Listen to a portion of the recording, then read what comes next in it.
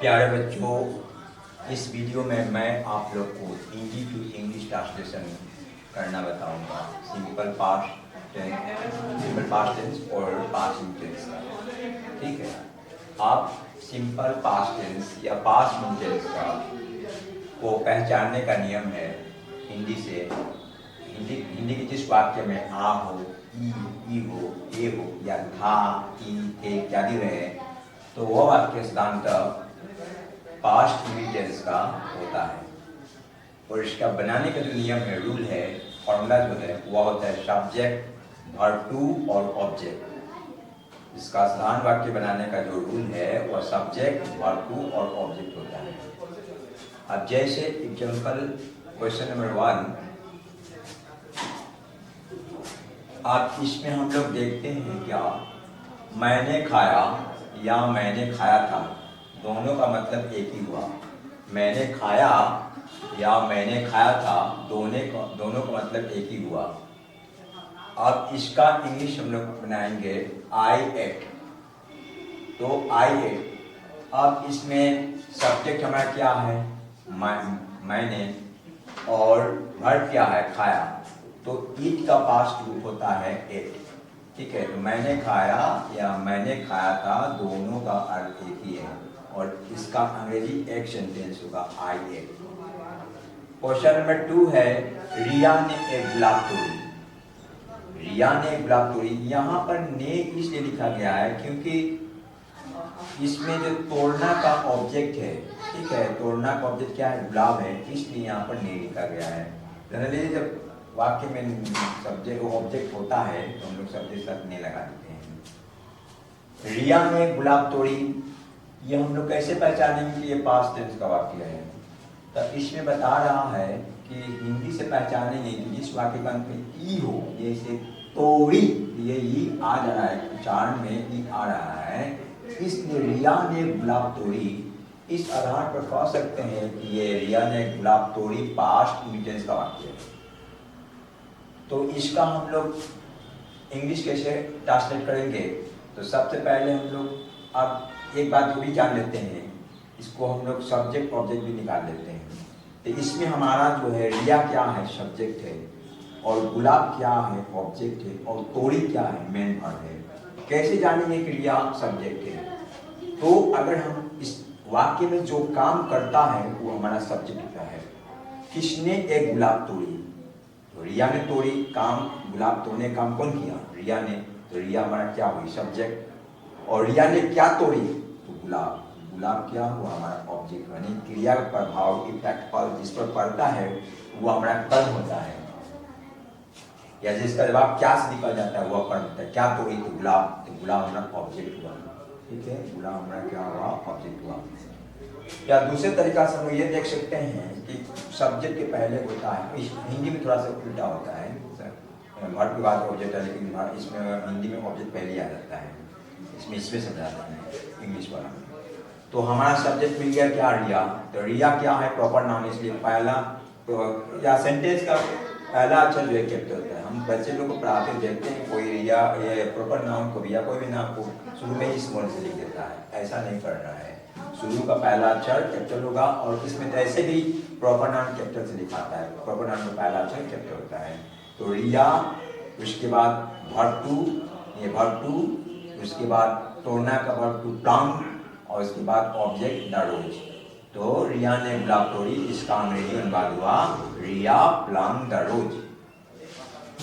Question number 3 है, उसने एक चिट्ठी लिखी। उसने एक चिट्ठी लिखी, अब इसमें हमारा उसने क्या है, सब्जेक्ट, और चिट्ठी क्या है, ऑब्जेक्ट, और लिखी क्या वर्ब है।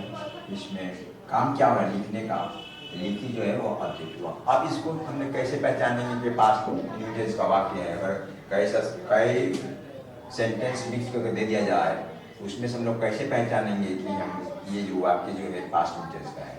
तो इसका सिंपल सा फॉर्मूला ये है कि क्रियापद में ई है ना, तो उससे सब्जेक्ट में ने हो और बाद में ई, आ, ए रहे, तो हम लोग जान जाते हैं कि ये हमारा पास्ट टेंस का वाक्य है। अब जैसे उसने एक चिट्ठी लिखी, यहाँ में हमें पहचानेंगे, मैंने ई आएगा तो क्या होता है, पास्ट टेंस का वाक्य होता है। तो अब इसमें हम लोग जानते हैं पास्ट टेंस का वाक्य बनाने के लिए सब्जेक्ट वर्ब टू और ऑब्जेक्ट लिखते हैं। तो राइट का वर्ब टू फॉर्म होता है रोट, तीसरा फॉर्म होता है रिटन, राइट रोट रिटन। तो टू ये वर्ब टू है रोट, तो यहाँ पर हम लोग रोट लिखेंगे और उसके बाद ऑब्जेक्ट लिख देंगे। तो सी रोट ए लेटर, उसने एक पत्र लिखी, इसका अंग्रेजी अनुवाद हुआ। मैं आशा करता हूँ कि मैं जो बता रहा हूँ आप लोग को समझ में आ रहा होगा। और क्वेश्चन नंबर 4 पर हम लोग ध्यान देंगे। मैं स्कूल गया। आप ये हम कैसे जानेंगे कि मैं स्कूल गया ये पास्ट टेंस का वाक्य है, सिंपल पास्ट टेंस का वाक्य है? तो इसका ये है कि इसमें फिर यहाँ पर आ गया, गया, तो यहाँ पर आ रहा है, ये हमें सूचना दे रहा है कि ये पास्ट टेंस का वाक्य है। तो अब इसका सब्जेक्ट क्या है? मैं है, तो मैं को पहले हम लोग लिख लेंगे। उसके बाद क्या लिखते हैं नियम के हिसाब से? वर्ब टू लिखते हैं। तो गो का वर्ब टू क्या था? वेन। तो इसके बाद जाना वर्ब में एक टू प्रीपोजिशन लगता है और स्कूल, यानी कि टू मीन्स स्कूल तक। तो आई वेंट टू स्कूल, मैं स्कूल गया, इसका अनुवाद हुआ। ठीक है। अब क्वेश्चन नंबर 5 पर हम लोग ध्यान देंगे। शिकारी ने एक बाघ को मारा। अब ये वाक्य कौन सा टेंस का है? सबसे पहले हमें ये पहचानना होगा कि ये जो दिया गया वाक्य वो किस टेंस का है। जब तक हम लोग उस टेंस को नहीं पहचानेंगे तब लोग उस वाक्य को नहीं बना पाएंगे, और बनाएंगे तो गलती हो जाएगा। गलती से बचने के लिए हमें क्या करना है कि पहले सेंटेंस टेंस को पकड़ना जरूरी है। और कोई भी चीज़ सीखेंगे हम लोग तो उस पर काफ़ी ध्यान से कॉन्सेप्ट को क्लियर करते चलेंगे, क्योंकि कॉन्सेप्ट जो है, कॉन्सेप्ट में बहुत शक्ति है। कॉन्सेप्ट के बल पर हम आगे बड़े से बड़े एग्जाम को पास कर सकते हैं। और अगर कॉन्सेप्ट से पढ़ेंगे तो हमारा ये पढ़ा हुआ जो है बेकार नहीं जाएगा, वो हमारा जो है फ्यूचर लाइफ में उपयोगी सिद्ध होगा। इसलिए जो भी चीज़ पढ़ रहे हैं, जो भी चैप्टर पढ़ना है, उस पर कॉन्सेप्ट बनाते बारीकी से उसको एक बात को समझते चलना है। उससे हमारा पकड़ जो है बहुत मजबूत हो जाएगा। तो शिकारी ने एक बाघ को मारा। यहाँ पर हमारा सब्जेक्ट कौन है? तो शिकारी है। अब शिकारी, उसके बाद इसमें ऑब्जेक्ट कौन है? तो बाघ है। और ये कैसे पहचाने कि ये वाक्य जो है पास्ट टेंस का है? तो इसमें फिर लास्ट में देखेंगे मारा, मारा में आ आया कि नहीं। और पहचानने के नियम में है कि क्या जिसमें जिस हिंदी वाक्य के अंत में आ हो, ई हो, ए हो, तो वह जो है पास्ट टेंस का वाक्य होता है। पहले हम लोग शिकारी का अर्थ होता है, इंग्लिश मीनिंग होता है हंटर, हंट करने, शिकार करने वाला। और इसके बाद ये वर्ब, अगर हम लोग ये जान गए कि ये पास्ट टेंस का वाक्य है तो इसमें वर्ब टू लगेगा। तो किल का दूसरा रूप होता है किल्ड, तीसरा रूप इसका किल्डे होता है। ठीक है। तो इसका दूसरा रूप लिख देंगे किल्ड। अगर यहाँ पर एक चीज कंफ्यूज करेगा, अगर कोई कहेगा कि ये किल्ड लिखा है और थर्ड फॉर्म में किल्डे होता है, तो अगर ये पास्ट परफेक्ट का होता तो यहाँ पर एक हेड लग जाता। अगर हेड नहीं लगा इसका मतलब क्या है कि ये पास्ट टेंस का वाक्य है। ये पूरा क्लियर है कि ये पास्ट टेंस का वाक्य है। तो शिकारी, the Hunter killed a tiger, शिकारी ने एक बाघ को मारा, ये हमारा अंग्रेजी अनुवाद हुआ। और उसने नहीं गया, ये अब क्या है? क्वेश्चन नंबर 6 जो है उसने नहीं गया, ये पास्ट टेंस का नेगेटिव सेंटेंस है। अभी तक हम लोग जान गए कि सब्जेक्ट में नहीं लगा है, लास्ट में या है, इसका मतलब है कि ये हमारा पास्ट टेंस का वाक्य है। यहाँ तक तो क्लियर है। अब इसमें आ गया कंफ्यूज, क्या कर नेगेटिव आ गया। तो अब पास्ट टेंस का नेगेटिव कैसे बनाएंगे? तो इसमें पास्ट टेंस में कोई भी सेंटेंस का नेगेटिव बनाने के लिए नोट हम लोग किसी तरह नहीं जोड़ सकते हैं, उसमें हेल्पिंग वर्ब लगाना पड़ेगा। तो पास्ट टेंस में एक ही हेल्पिंग वर्ब आता है, वो है डिड। इंट्रोगेटिव बनाने में भी हम लोग डिड का प्रयोग करेंगे और नेगेटिव बनाने में डिड का प्रयोग करेंगे, और डब्ल्यूएच वाला क्वेश्चन बनाने में भी हम लोग डिड का प्रयोग करेंगे। अगर नेगेटिव करना है तो डिड का नॉट लिखेंगे, जो भी करना डिड को सब्जेक्ट पहले निकाल देंगे। तो इसमें एक ही हेल्पिंग वर्ब आता है जो है डिड, या सब्जेक्ट सिंगुलर और प्लूरल और कुछ भी, उससे कोई मतलब नहीं है। तो उसने नहीं खाया, यहाँ पर हमारा सब्जेक्ट क्या है? ही है।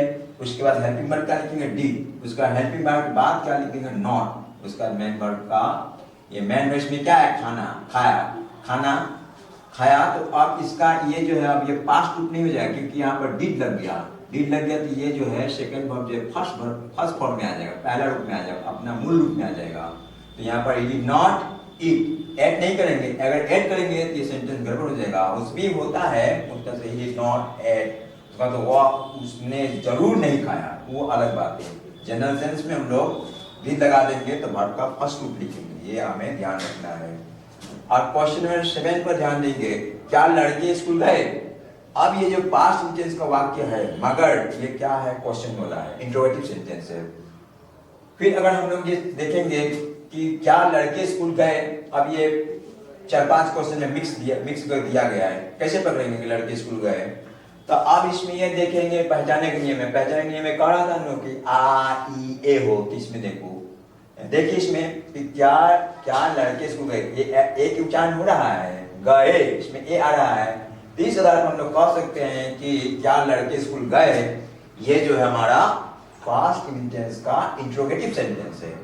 अब इंट्रोगेटिव सेंटेंस में हम लोग जानते हैं इंट्रोगेटिव करने के लिए, यानी प्रश्न वाला करने के लिए उसको हम लोग क्या करते हैं, हेल्पिंग वर्ब डिड को बाहर निकाल देते हैं। डिड को सबसे पहले रखेंगे और उसके बाद बॉयज को रखेंगे। अब एक बात यह है कि अगर ये बॉय शुरू में होता तो कैपिटल होता, लेकिन अब यहाँ पर बहुत स्मॉल हो गया, बी स्मॉल हो गया, इसलिए क्योंकि डिड पहले आ गया, डिड का पहला से कैपिटल है।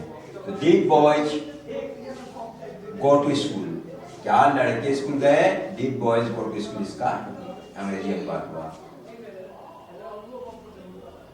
अब क्वेश्चन नंबर 1, क्या नगमा एक पत्र नहीं लिखी। अब ये जो क्वेश्चन है ये इंट्रोगेटिव भी है और नेगेटिव भी है, दोनों है। मैं कई सारे क्वेश्चन मिक्स कर रहा हूँ ताकि एक ही बार में बहुत सारा क्वेश्चन इसी का बहुत तरह नेगेटिव भी, इंट्रोगेटिव भी, क्वेश्चन WH वाला भी मतलब प्रैक्टिस में आ जाए ना। अगर केवल मैंने इंट्रोगेटिव बनाते या अफर्मेटिव बनाता तो फिर और वीडियो बनाना पड़ता है। ये कोई बहुत बड़ा बात नहीं है इसमें, अगर हम लोग बहुत ही बारीकी से पहले इसका जो है ये इसको पूरा अच्छा तरह से रट लेंगे, इसको याद कर लेंगे और उसके बाद एक क्वेश्चन को बहुत ही बारीकी से समझ लेंगे या 10-20 बार रिवाइज कर लेंगे और उसके बाद बनाएंगे ना, ये आसान होता चला जाएगा। और ऐसे भी प्रैक्टिस में बहुत दम है, प्रैक्टिस से कुछ भी संभव है। और किसी भी चीज को सीखने के लिए हमें रिपीटेशन की आवश्यकता होती है, रिपीटेशन ही हमको कोई भी चीज सीखने में सहायक होता है।